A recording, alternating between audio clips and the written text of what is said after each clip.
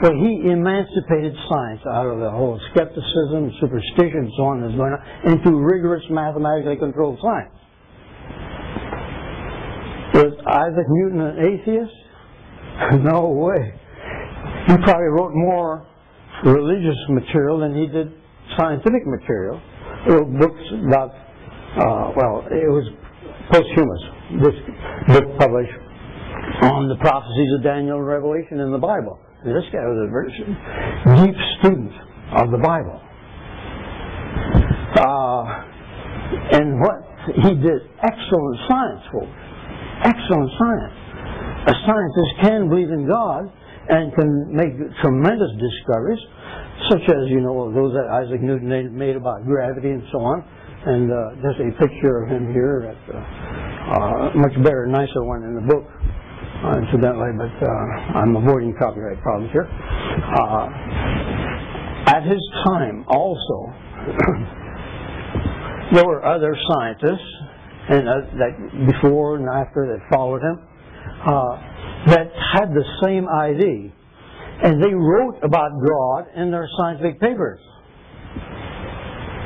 I'm speaking of Johannes Kepler, Galileo, Robert Boyle, you've probably all heard of Boyle's law and so on. Blaise Pascal, famous French mathematician, probability person. Isaac Newton, which you already mentioned, so on. Linné, biological classification. These folks had no trouble including God in their writings, and they praised God because they thought God established the laws of nature that made scientific studies possible. So, we got a very interesting picture here. Several centuries ago, scientists were free to include God in their scientific writings. And these were top-notch scientists who laid down the basic laws of science that we have right now.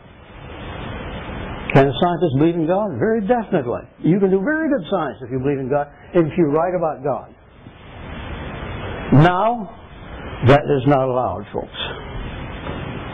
Last century, in a quarter or so, an attitude has developed in science that, no, if you want to be a scientist, you don't include God in the picture. Science has excluded God from the picture. And if you put him in, you're not a scientist anymore. If we're looking for truth, why should science be so closed? Folks, science has built itself a box which it doesn't allow itself to look out of. And this is a terrible situation if you're looking for truth. What if God exists? Right now, science, they want to interpret everything on the basis of naturalistically, on the basis of naturalistic philosophy, mechanistic philosophy, terms like that are used for this. But that's where we are at present, and why we face this issue, and why I think it is so important for people to know that, science might exclude God. There's a lot of scientific data that includes God. It points to Him. And a lot of good science has been done under that particular more open view of reality. Well, this will shock you. 1,000 names picked randomly out of the book American Men and Women of Science were picked for a survey. Ed Larson, he used to be in Louisiana. I think he's over here at Laverne. Malibu. What's the University of Malibu? Pepperdine. He's at Pepperdine right now, I think. He asked these people, what do you believe? You have three choices.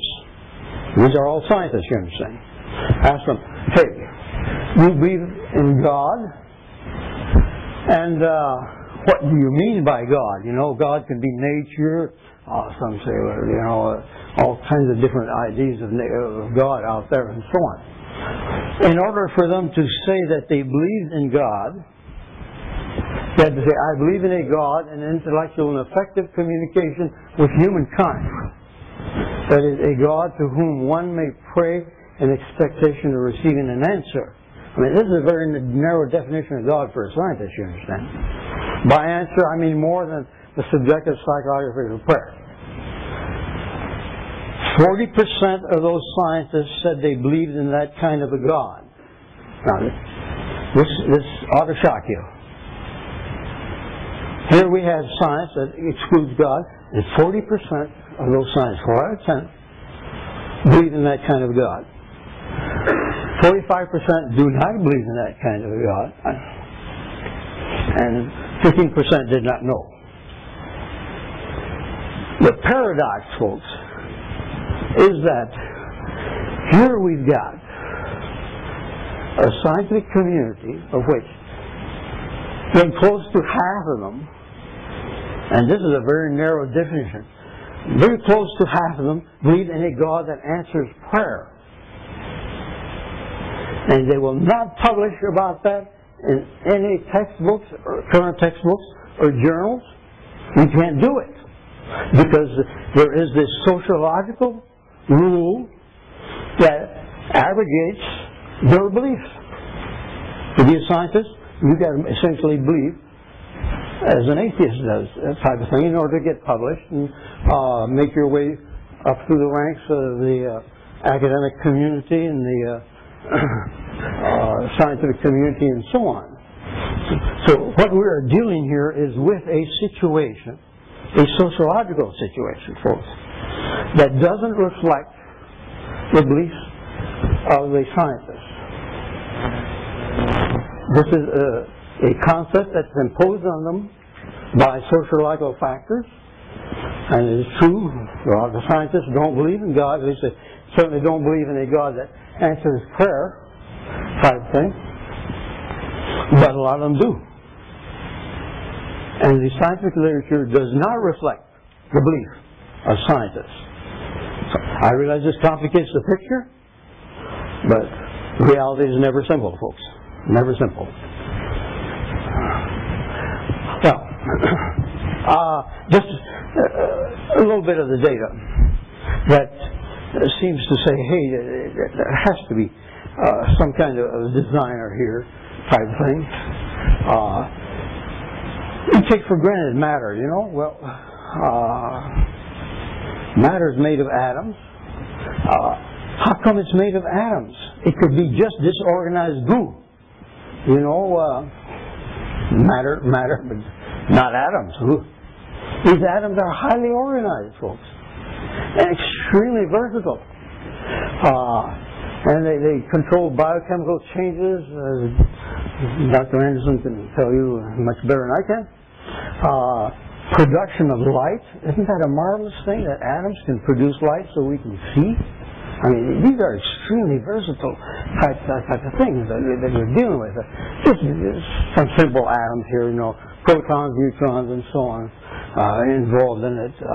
But these parts that we have in the atoms, they just can't be any way you want them, or these atoms are not going to work properly. And it's just marvelous that they're just the right way so that we can have chemical changes, we can have water, we can have universes made of atoms that we're all familiar with.